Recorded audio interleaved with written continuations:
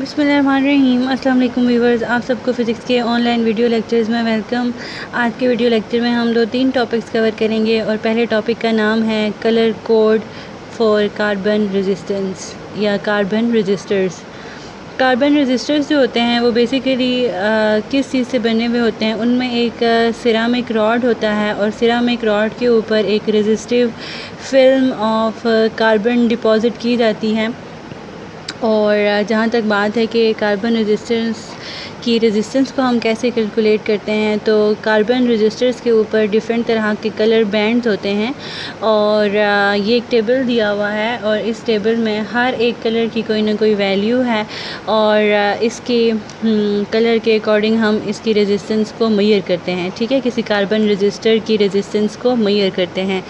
तो इस तरह का हमने कार्बन रजिस्टर ड्रॉ किया है। तो इसमें जो फर्स्ट बैंड है, कलर बैंड, वो फर्स्ट डिजिट को शो करता है, second colour band second digit को। आप देखें फर्स्ट डिजिट फर्स्ट जो कलर है वो है ब्राउन, तो ब्राउन कलर टेबल में कितने के इक्वल है, 1 के इक्वल है। ठीक है, सेकंड जो कलर है वो है रेड और रेड के लिए कौन सा है हमारे पास, वैल्यू 2। और थर्ड कलर है ब्लू, तो ब्लू की क्या वैल्यू है, 6। लेकिन ब्लू जो है वो आपको नंबर ऑफ़ ज़ीरोज़ बताएगा कि हमने कितने ज़ीरो लगाने हैं। क्योंकि ब्लू की वैल्यू 6 होती है तो हम इसके साथ 6 ज़ीरो लगा देंगे, 1 2 3 4 5 6। ठीक है, फिर आता है फोर्थ वन कलर। तो ये जो कलर है ये आपको शो करता है टॉलरेंस। ठीक है, फोर्थ वन जो कलर है वो सिर्फ 2 ही कलर्स होते हैं, या तो वो गोल्ड होता है और या वो सिल्वर होता है। ठीक है, तो गोल्ड जो है वो टॉलरेंस शो कर, गोल्ड कलर 5% की टॉलरेंस शो करता है और सिल्वर कलर 10% की टॉलरेंस शो करता है। ठीक है, जैसे कि अब यहाँ पे सिल्वर कलर है, गोल्ड भी हो सकता है, लेकिन क्योंकि भी मैंने यहाँ पे सिल्वर ड्रॉ किया है तो आप इसके साथ लिखेंगे ±10%। ठीक है, तो अब ये हो गई है। अब अगर आप इसका ये जो है इसका 10% निकालें तो वो कितना आएगा, 10% इसका आएगा 12,000। ठीक है, तो एक दफ़ा हम इस वैल्यू में 12,000 को ऐड कर देंगे, 3 4 5 6, इसमें एक दफ़ा आपने 12,000 ऐड कर देना है। तो आपके पास क्या वैल्यू आएगी, 0 1 2 और 1000 ओहम। ठीक है, मतलब हम इसे ऐसे भी लिख सकते हैं 12012 के ओहम। ठीक है, और अगर हम इस वैल्यू में से ये जो एक दफ़ा हम ये जो आया है 10%, इसको हमने एक दफ़ा ओरिजिनल वैल्यू में ऐड करना है और एक दफ़ा सब्ट्रैक्ट करना है। जब इसमें से माइनस करेंगे 12,000 तो हमारे पास क्या वैल्यू आएगी, 11988,000 ओहम। ठीक है, तो हम इसे ऐसे भी लिख सकते हैं के, मतलब इसको हम के भी लिख सकते हैं ना, के ओहम।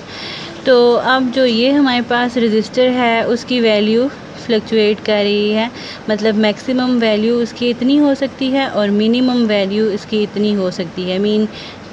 इतनी रेंज में ये रजिस्टर जो है वो रेजिस्टेंस ऑफ़र करता है। ठीक है, आई होप कि आप लोगों को इसकी समझ आ गई होगी और ये आप लोगों के लिए असाइनमेंट है, आप मुझे बताएं कि इस रजिस्टर की कितनी रेजिस्टेंस होगी। ठीक है, अच्छा जी, अगला टॉपिक है हमारा रिहोस्टेट। अब रिहोस्टेट क्या करता है, रिहोस्टेट एक ऐसी डिवाइस है जिसकी रेजिस्टेंस चेंज होती है। ठीक है, अ variable register is also called rheostat. तो रिहोस्टेट जो है उसको हम 2 तरह से यूज़ करते हैं। रिहोस्टेट को हम एज़ अ वेरिएबल रजिस्टर के तौर पे यूज़ करते हैं और एज़ अ पोटेंशियल डिवाइडर के तौर पे यूज़ करते हैं। बहुत आसान है, इसके सिर्फ इलेक्ट्रॉनिक सर्किट्स आप लोगों ने समझने हैं। अगर हम रिहोस्टेट को as a variable register use करें तो उसका इलेक्ट्रॉनिक सर्किट या इलेक्ट्रॉनिक जो सिंबल है वो कुछ इस तरह से होता है, या मतलब rheostat as a variable register हम इस तरह से यूज़ करते हैं। तो इसमें अगर आप ए पॉइंट को फिक्स कर दें तो, और सी जो है वो स्लाइडिंग कॉन्टैक्ट है जो कि मूव करता है अक्रॉस दिस होल रजिस्टर। ठीक है, तो आप देखें अगर आप सी पॉइंट को ए के करीब लेकर आते हैं तो लेंथ ऑफ द रेजिस्टर कम होती है, और चूँकि हमें पता है कि resistance is proportional to length कम होगी तो रेजिस्टेंस कम होगी। और अगर इस सी कॉन्टैक्ट को ए पॉइंट से दूर लेकर चले जाएं, यहाँ पे लेकर चले जाएं, तो लेंथ इंक्रीज़ होने की वजह से रेजिस्टेंस इंक्रीज़ हो जाती है, क्योंकि रेजिस्टेंस जो है वो इंक्रीज़ या डिक्रीज़ हो रही है। सो इस वजह से हम कह सकते हैं कि ये एक वेरिएबल रेजिस्टर है, ठीक है। और इसका इलेक्ट्रॉनिक सिंबल ये है, और रिहोस्टेट जो लेबॉर्ट्री में हमारे पास ऑपरेटर्स होता है वो कुछ इस तरह से होता है, ठीक है। अब हम रिहोस्टेट को एज पोटेंशियल डिवाइडर कैसे यूज़ करते हैं, तो उसका इलेक्ट्रॉनिक सर्किट भी बहुत सिंपल और बहुत इजी है।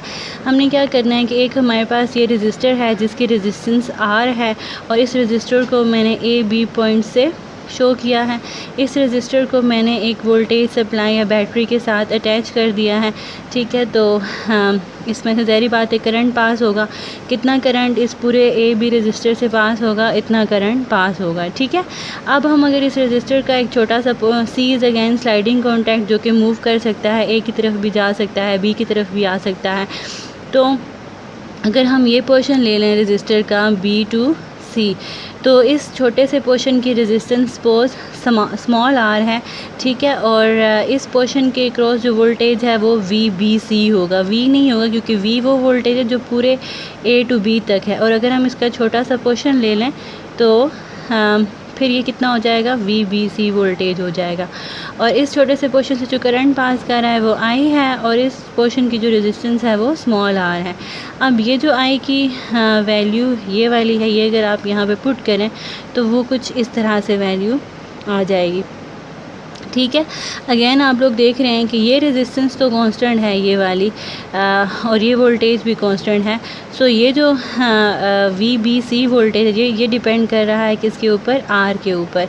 अगेन अगर आप C को बढ़ा दें, मतलब C को ऊपर A की तरफ लेकर चले जाएं, तो ज़ाहिर बात है लेंथ इंक्रीज़ हो जाएगी। B को फिक्स करें ना, तो C को अगर आप ऊपर की तरफ ले दें तो लेंथ इंक्रीज़ हो जाएगी, जिसकी वजह से रेजिस्टेंस इंक्रीज़ होगी। रेजिस्टेंस इंक्रीज़ होगी तो VBC वोल्टेज बढ़ेगा। अगर आप C पॉइंट को B के करीब लेकर आ जाएं तो लेंथ कम होगी, रेजिस्टेंस कम होगी।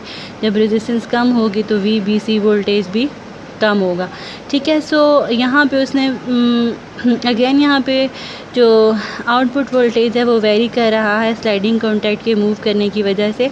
और दूसरी बात ये है कि इसने यहाँ पे पोटेंशियल को क्या कर दिया है, डिवाइड कर दिया है। अगर आप C को और करेंगे तो हमारे पास एक नई पोटेंशियल की वैल्यू आएगी जो कि ओरिजिनल पोटेंशियल को डिवाइड कर देगी, ठीक है। सो ये है रिहोस्टेट के यूसेज कि रिहोस्टेट एक वेरिएबल रेजिस्टर है। इसको हम दो तरह से यूज़ कर सकते हैं, as a variable resistor and as a potential divider, ठीक है। सो इसके आपने इलेक्ट्रॉनिक सर्किट साथ रखने हैं, और ये बहुत सिंपल सी इसकी मैथमेटिकल कैलकुलेशन है। तीसरा जो हमारे पास रेजिस्टर है उसे हम कहते हैं थर्मिस्टर, जैसे कि इसके नाम से ही ज़ाहिर है, थर्म मीन्स के समथिंग एसोसिएटेड विद टेम्परेचर और हीट, और स्टर मीन्स के resistor. So a temperature dependent resistor जिसकी जो टेम्परेचर कोएफिशिएंट ऑफ रेजिस्टेंस है वो नेगेटिव है, उसको हम कहते हैं थर्मिस्टर। तो negative temperature coefficient of resistance मैंने प्रीवियस लेक्चर में आप लोगों को समझाया था कि ये ऐसे रेजिस्टर्स होते हैं या ऐसे जिनका टेम्परेचर इंक्रीज़ करने से रेजिस्टेंस क्या होती है, कम होती है। तो ऐसे मटेरियल्स के जो टेम्परेचर कोएफिशिएंट ऑफ रेजिस्टेंस होते हैं वो नेगेटिव होते हैं।